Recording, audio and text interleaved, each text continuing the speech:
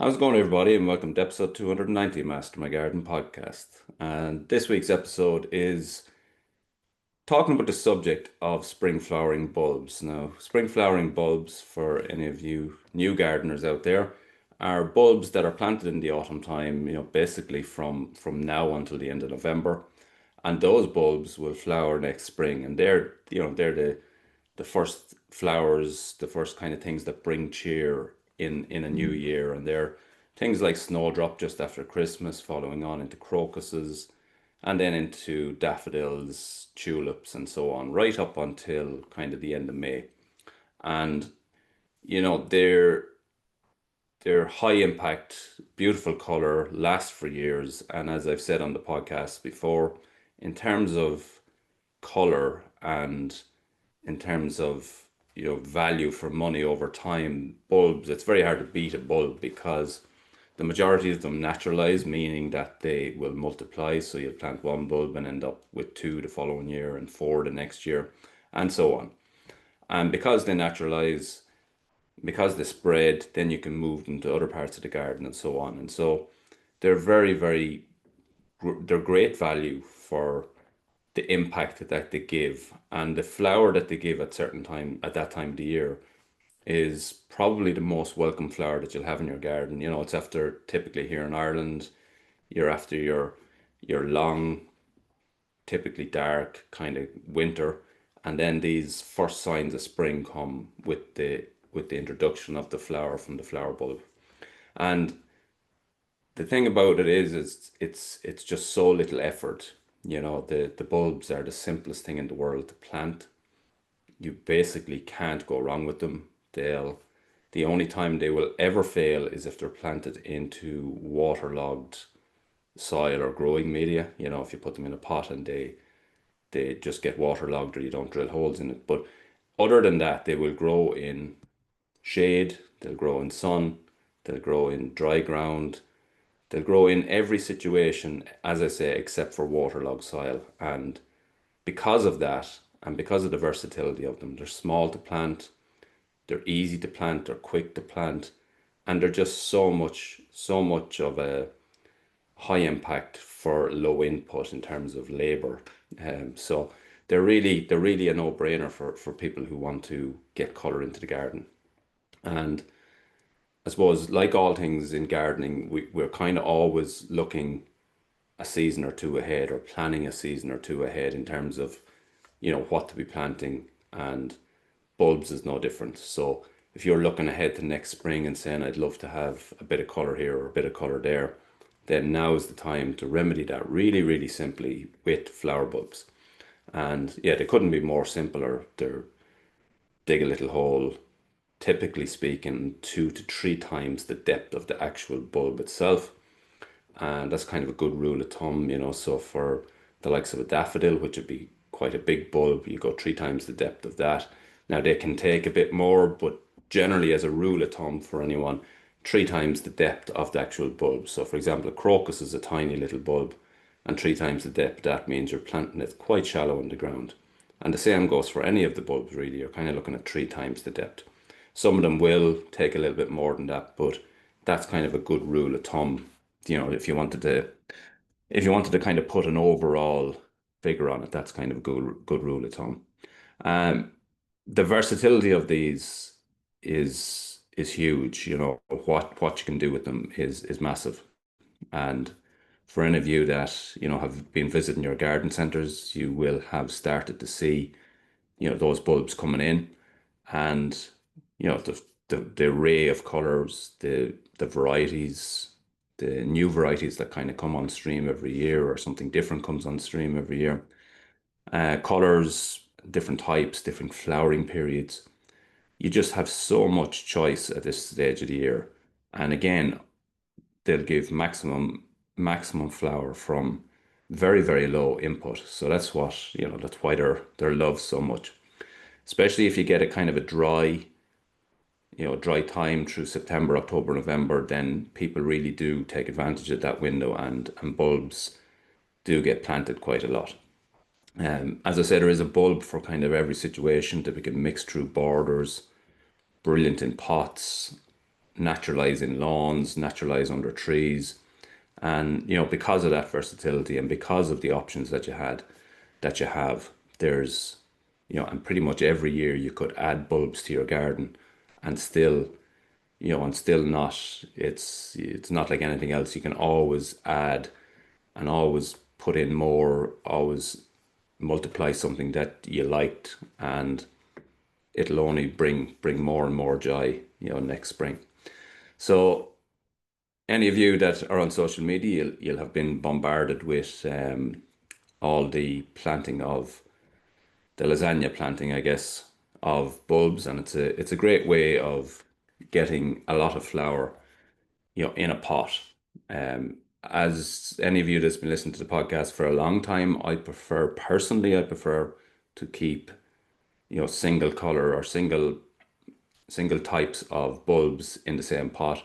But if you're going for the lasagna planting, there really is some good examples of that. And lasagna planting is, it's taken from the name of the lasagna dish, that the Italian lasagna dish that we all enjoy so much. And if you think of that, it's a layered pasta dish. The planting of the bulbs in a lasagna way is the exact same thing. It's the planting in layers. And those layers basically mean that you can plant two or three different types, or even up to four and five different types of bulb within the same pot, and you will get a sequence of flowering. So you'll get an early flowering, and just as that's fading, right through will come the next flower, and you end up with flower over a long period of time from a single pot. And that pot can be, placed anywhere outside, on your patio, on your decking, at your front door, and so on. And that's what we're seeing at the moment. Some good examples of lasagna planting. Uh, Essentially, whatever pot you're doing, make sure it's big enough, and you start off with kind of 5 centimeters, 2 inches of growing media at the bottom of the pot, ensuring that you have drainage holes in the bottom of the pot and that they are free draining. So if it's a really flat pot on the base, you have to make sure that the moisture is actually able to drain away out of there. So you might need to get little pot legs that lift it up a little bit, because it does need to be free draining, as I mentioned at the very start. The only place bulbs won't grow is in waterlogged soil or growing media. So that's the big thing. But some good examples of nice lasagna plantings are: get your pot decent size. You're probably looking at a pot with a diameter, in a circular pot in diameter of kind of 30 centimeters as a minimum, maybe up from that as well, 30, 35, 40. They're kind of the ideal sizes. But 30 centimeters will be a good one. You're typically looking for a relatively deep pot. Again, you'd be looking for something maybe 30 centimeters deep, that kind of depth. And that's to allow for this layering that we're talking about. And so, for example, you'll start off with any of these. You'll start off with your 5 centimeters or 2 inches of growing media at the bottom of the pot. And then in the first one, for example, we'll layer allium bulbs down at this level. And, alliums are fantastic. There's loads of really good varieties, which we'll talk about in a little while, but brilliant varieties and brilliant colors. And you can get a mix of colors of kind of deep purples and whites. And they'll be the first flower. And then on top of that, we're going to have they're the second flower within this mix. On top of that, then we're going to have our hyacinths. And hyacinths, again, they're beautiful, beautiful bulbs. Again, a nice array of colors there. You get pinks, you get whites, you get dark purples. There's some beautiful varieties. And again, we'll talk about maybe one or two of those in a little while. So your alliums go at the base. You cover that with a layer of compost, again, a couple of inches of compost. Then on top of that, your hyacinth bulb goes, and then you cover those hyacinth bulbs right, and you fill right to within kind of an inch of the pot, of the top of the pot. Typically at that stage, you might cover it over with a bit of decorative mesh or a little horticultural grit or something like that. And then what happens is the hyacinths will pop up. They'll flower first, as I said, and then the alliums will come through later, and they'll flower, you know, kind of April time. And that's where you're getting this continuity, this lasagna planting. Another good example of that is same thing, same pot, roughly the same size, 30 centimeters, 30 centimeters deep. Again, you're starting with 5 centimeters, 5 centimeters or 2 inches of growing media at the bottom. Your first layer will be your tulips. cover over to get again a couple of inches of growing media. Then you're going with your daffodils, cover that over with a couple of inches of growing media, and then your crocuses go on top of that. And you can choose colors that work together. You can choose colors that, complement each other as well, or one that gives you continuity. And in that scenario of the tulips, the daffodils, and the crocus, your crocus, which is the one at the top of the pot, that's going to flower first. The daffodil, which is in the middle, is going to flower second. So you're talking about, with the crocus, you're talking about sort of February time. Then with the daffodil, you're talking March into April, depending on the variety, or depending on whether you've mixed or single varieties. And then you're going to go into the tulips, and they're going to flower last, which is going to be sort of April and May. And there with that, you're getting good flower from early February right through to the end of May.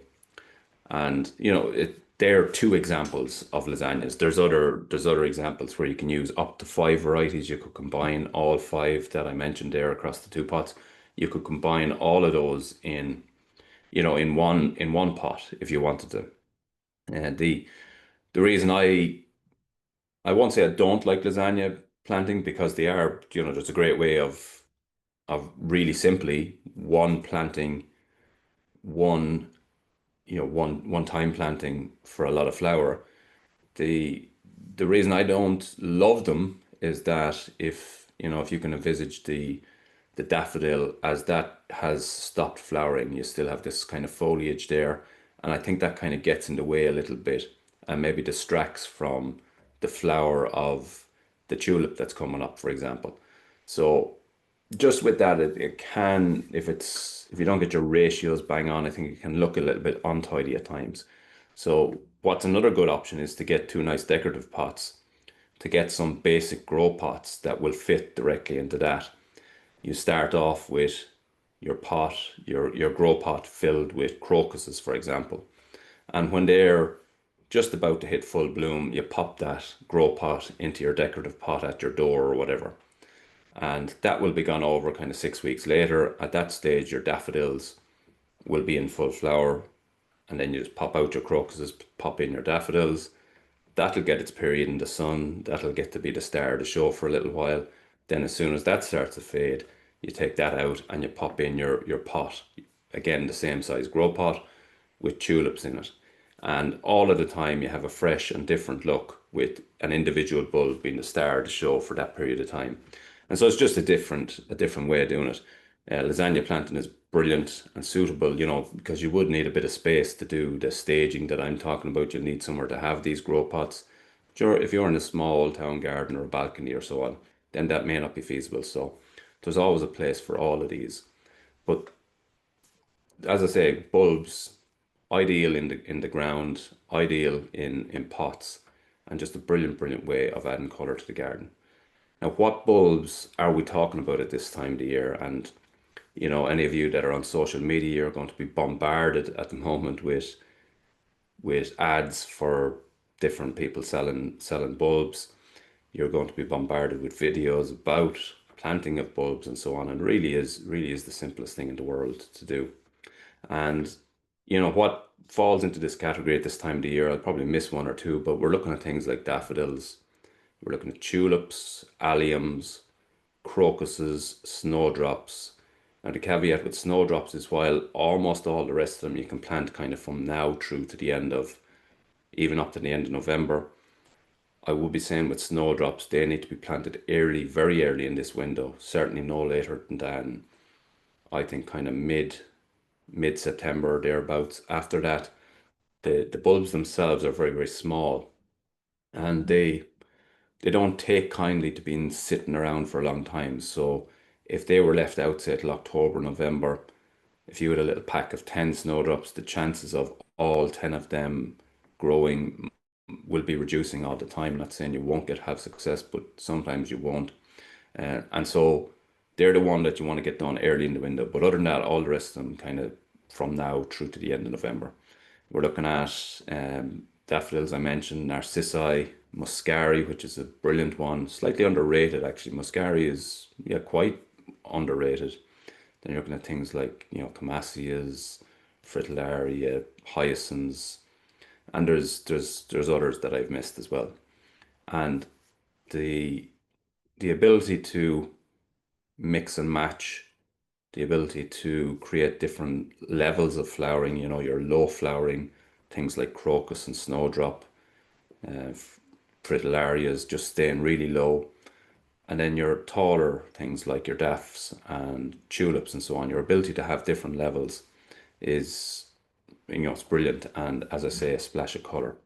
Now, a lot of the time they are better planted in blocks. So if you're planted out into the open ground, they're better planted out into blocks. So group planting, if you plant a single bulb, you're going to get potentially a single flower next year. And while they will multiply for the first couple of years, they're going to be, a little bit underwhelming. So say for example, if you're planting in your flower beds, your tulips and so on, you're better block planting. So planting three, four, five, six that'll block together, that you will have that number of flower heads coming up in that spot next spring, and that will look much more impressive. You can get some brilliant combinations. There's alliums, for example, are really, really, they stand out quite a lot. And just looking at basic varieties, you'll see like most shops will stock Purple Sensation. That's probably the most popular. Globe Master is another good one, quite a lot bigger. The flower head is a lot bigger. Gladiator again is another one, but they're all kind of your basic purples, that typical allium style flower. But a really good way of sort of changing the look of that. So you could group them together in, fives or sixes, and you get a high impact from those. But another good way of doing it is like getting your tall one, like say Gigantium, Allium Gigantium, and that one will be, a couple of foot tall, then possibly mixing below it, mixing a purple and a white. So say for example, you have your Gigantium, which will grow up to 2.5 foot tall, then flowering just below it with slightly smaller flower heads, the likes of Gladiator, mixed with a white, so Mount Everest or ping pong or some of those. And what you end up with is you end up with this kind of a staging where you have a big tall gigantium, huge ball, huge flower head, and then sort of stationed underneath it, you have these smaller globes, and it's a brilliant combination. And provided that ground doesn't get waterlogged, then they will continue to multiply, they will continue to thrive, and you will have that flower for a long, long time to come in that spot. So nice way of combining them. With tulips then as well, they're huge for high impact, and a lot of people, especially a lot of the open gardens, use huge amounts of tulips in order to create color teams that they're working with. So, every year they change this or edit this, as some of them call it. And what they're looking to do is have a particular color team of tulips. And if you imagine the tulips, so they're going to be coming at the end of the bulb season, and they're going to be sort of overlapping with your early flowering perennials, and you get these fantastic pictures, from perennial borders in kind of April, or sorry, end of April, May into June, where you have the perennials, the early season perennials starting to flower, the likes of geums and so on, and then you have your tulips, which are there mixed through them. And it's generally that kind of color combinations that the likes of open gardens are looking at. So they might have a certain color gem or whatever it is that's flowering or will be flowering at that time of the year. And they get a compatible color to go along with that within a tulip. And you can pretty much get any color within a tulip. So if your color team is, tangerine within your flowers, then you can get a color that matches in with that and just plant it en masse through the border. And you get these really high, vibrant displays in end of April, May, and June.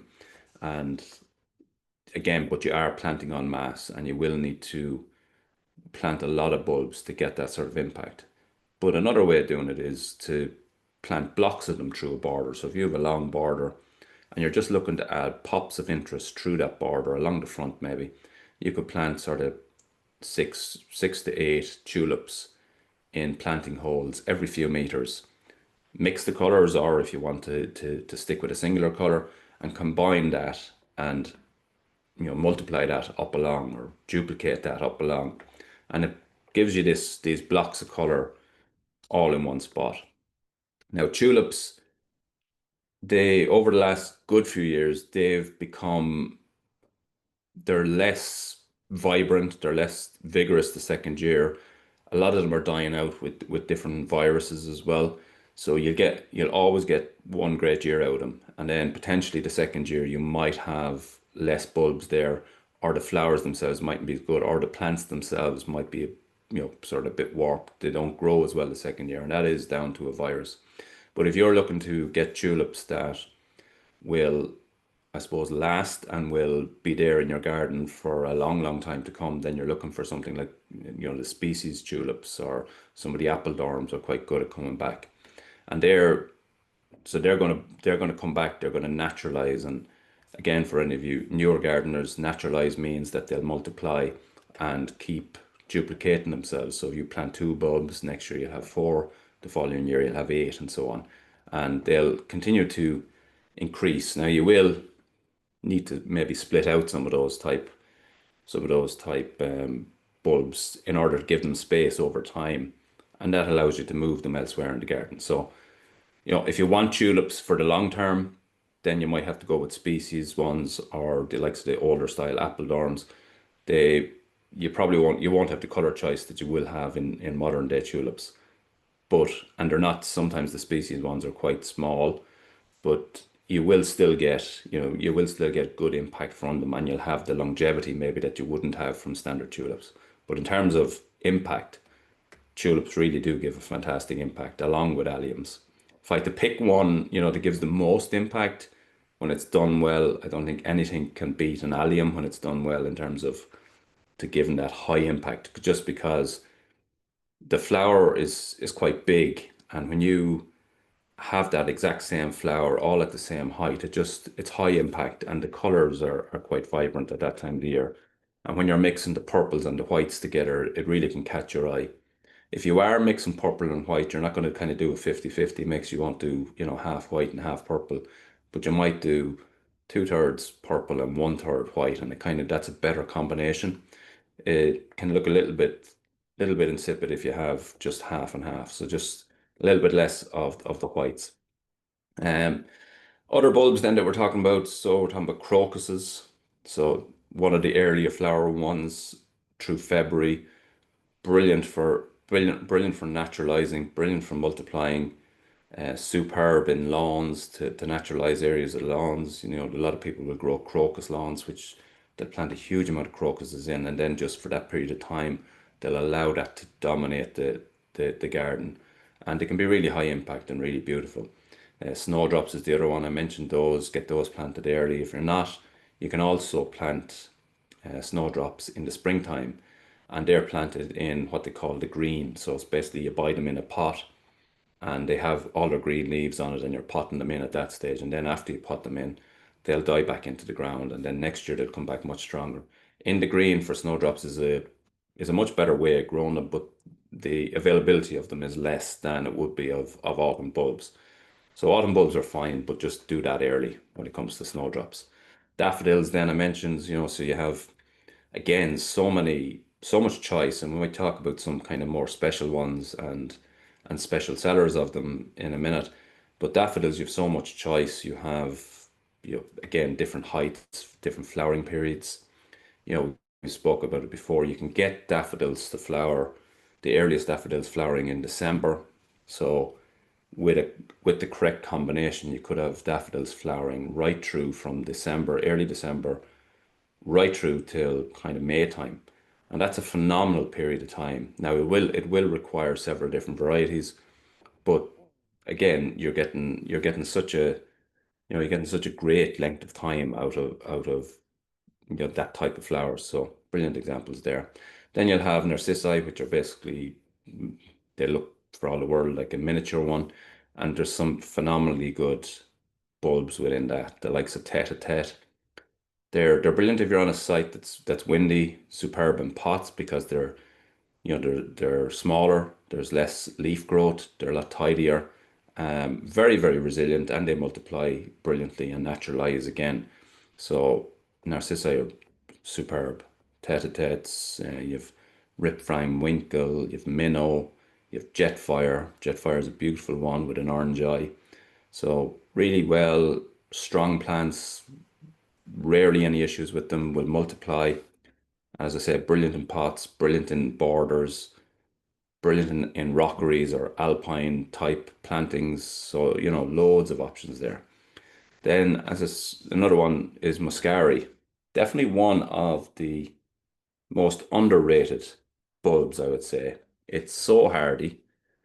The flower is interesting, looks really good, resilient, will grow in almost any ground, but overlooked a little bit, I think. It's probably overshadowed by some of the rest of them, but certainly in terms of it gives a lot, it looks really well, flowers for a long period of time, and definitely one that you shouldn't overlook, should always try and include it. For me, Camassias will be important one this year. Want to get some more kind of flower into the early season meadow, so I've loads of crocuses in there, loads of bluebells in there. The bluebells, there's thousands of them there, but I'm probably not getting the effect from them because at the stage that they're flowering, the meadow itself and the meadow plants themselves are actually starting to kind of come up. So the bluebell flower is not standing out as much as I would like or I would have thought. Having said that, it's a fantastic addition to meadow from the point of view of early season pollinators. They love the bluebells at that time of the year. The crocuses that are in there are a brilliant one. I forget the name of them now, but it's something mammoth. It must be yellow mammoth, I think. It's a big, it's a bigger than kind of normal crocus, which is what I wanted to get above kind of the meadow as it starts to grow. But they're quite impactful. They're there 3 or 4 years now, and they're multiplying, and they do look quite well in the meadow. But Camassias will give that color just before the meadow starts to take off, and they'll be tall, so they'll be able to kind of be visible within the meadow. So Camassias is one that I'll be adding in definitely this autumn. Another one is Fritillaria. Again, underrated a little bit, kind of an unusual flower. The flower itself kind of goes sideways. It always seems to be looking away from you, if that makes sense. But it's a really good and interesting little flower. So one that again probably gets overlooked a little bit, but really worthwhile including. And then hyacinths, hyacinths are seen, I suppose, a little bit as, they're more traditional, maybe a little old-fashioned in some people's eyes. Definitely, if you remember back years ago, you would always see them flowering at Christmas time. They were forced hyacinths, and they were a lovely flower that kind of associated with Christmas time. But typically they're going to be flowering in kind of February time, late January, February into March. But they're again an underrated flower, and you get such vibrant colors in them. The purples, the pinks, whites, and the colors are really, really vibrant within them. So really worth including. And most of these bulbs are available in all garden centers. They're available, as I say, you'd be bombarded with ads from all the online sellers of them and all that at the moment. You can also buy, if you don't want to go too deep into choosing certain varieties or combinations or anything, you can also buy these kind of packs, which they're sold as 90 days of color or 100 days for pollinators, and this kind of thing. And what that is, they're basically boxes of pre-mixed bulbs. They could be, crocuses, snowdrops, daffodils, tulips, muscaries, all of those mixed within a singular box. And they're going to give you, what it says on the tin, 100 days of color or 100 days of feed for pollinators, or, that sort of thing. And they'll typically be color coordinated, so you'll get all a kind of a blue purple mix, or you might get a pink white mix. And they're a good way of, if you're not looking to specifically go out and choose what you want for what position, they're a good way of getting going with bulbs. And they're kind of all your kind of standard bulbs that you'll see in all places. You might remember back, anyone that has been listening to the podcast from a long time back in episode 199, which is a good while ago, over 100 episodes ago now, so nearly 2 years ago. I spoke to Dave and Jules from Esker Farm Daffodils, and that's a family-run business up in Northern Ireland. And I suppose their business is slightly different. So a lot of their customers are daffodil collectors. So I don't know how many daffodil varieties there are in the world, but there's a huge, huge amount of them. Many of them have been bred here in Ireland and the UK, the US, and there's, collectors of these daffodils and other special bulbs all over the world. There's daffodil societies, there's daffodil competitions. You bring your a stem of a singular flower and you enter competitions, and it's an amazing world. It's not particularly a world that interests me in a huge way, um, but it's an amazing what goes on and how interested and how specific a lot of these growers are. But Dave and Jules grow all their own bulbs up in the Northern Ireland. There, I think it could be County Down, but they have some beautiful, beautiful bulbs, and these are special bulbs. These are not the ones that you're going to find mass produced. These are not the ones that are shipped all over the world. These are special bulbs that are, there's a story behind them. There's a breeder, there's a gold medal behind it, or there's a division that they're in within these categories, and they're really, really special. And I think for me, I was flicking through their brochure earlier on again, and some absolutely stunning, stunning bulbs in it. A lot of new varieties, ones that are kind of rare, and they have, packs there where you can start your collection. So if you're interested in collecting daffodils and building a collection of daffodils where you start with, 8 or 10 different varieties, and then you multiply and add to that over time, then that's, you couldn't get better than Esker Farm.